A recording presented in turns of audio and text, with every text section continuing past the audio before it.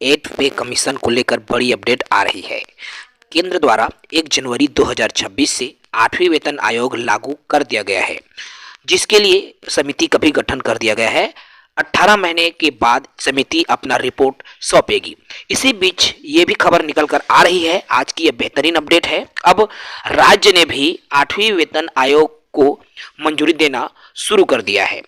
भारत में एक ऐसा राज्य है जो 8 पे कमीशन की शुरुआत कर दी है। विस्तार से बात करेंगे। साथ ही नए हैं चैनल से जुड़ेंगे, चैनल को सब्सक्राइब करेंगे। देश का पहला राज्य जहां पर 8 पे कमीशन लागू हो रहा है।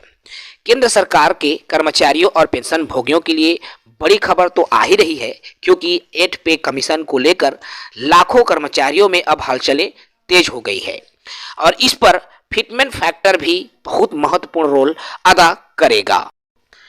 इसी बीच सबसे पहले इस राज्य में गठित होगा 8 स्टेट पे कमीशन। जी हां, मुख्यमंत्री ने खुद ऐलान कर दिया है। और ये कौन सा राज्य है? तो नए साल के मौके पर असम सरकार द्वारा 8वीं पे कमीशन को लागू करने की घोषणा कर दिया है। असम के सरकारी कर्मचारियों और पेंशन भोगियों के लिए बड़ी खुशखबरी निकल कर आ रही है। सीएम हेमंत बिस्वा शर्मा ने एक बड़ा ऐलान करते हुए असम को देश का पहला ऐसा राज्य बना दिया है जिसने 8वें राज्य वेतन आयोग के गठन का फैसला लिया है। जी हां, भारत का एक ऐसा राज्य असम जहां पर सर्वप्रथम 8 पे कमीशन को लागू करने की घोषणा कर दिया है, जिससे असम के कर्मचारियों के लिए बहुत ही अच्छी और बड़ी खुशखबरी सामने आ रही है। 8 पे कमीशन को लेकर केंद्र की क्या तैयारी है, तो मैं आपको बता दूं। केंद्र सरकार ने 3 नवंबर 2025 को ही जस्टिस रंजन देसाई की अध्यक्षता में 8वें केंद्रीय वेतन आयोग का गठन कर दिया था, जो कि 18 महीने में अपना रिपोर्ट सौंपेगी।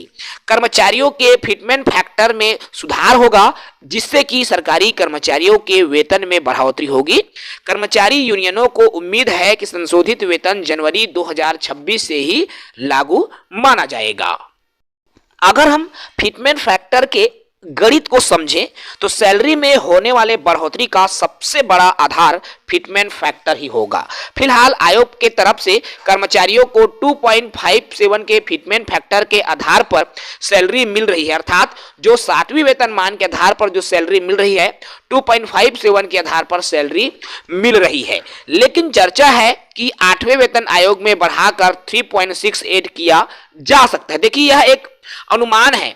यह 1.86 से आपका 2-3 फिटमेंट फैक्टर रखा जा सकता है। इसको लेकर अनेक तरह के न्यूज चैनल्स में कई तरह के फिटमेंट फैक्टर के परसेंटेज को लेकर बात आ रही है, लेकिन जब आयोग के तरफ से फाइनल रिपोर्ट सौंपा जाएगा 8 पे कमीशन को लेकर, तभी जो है फिटमेंट फैक्टर के रूप में स्पष्ट और क्लियर हो पाएगा कि कर्मचारियों की सैलरी में कितनी वृद्धि होने वाली है।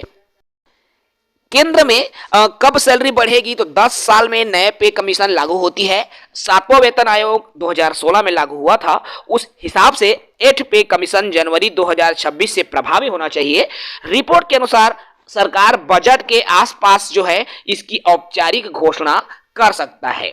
साथियों, लेकिन बात हम कर रहे हैं अगर राज्य की करें तो राज्य सरकार द्वारा, छत्तीसगढ़ की सरकार द्वारा अभी तक जो है 8 पे कमीशन को लेकर किसी तरह से जो है इस पर जो है विचार अपना नहीं दिया है। और देश का पहला राज्य असम, जहां पर 8 पे कमीशन को लागू करने की घोषणा कर दिया गया है।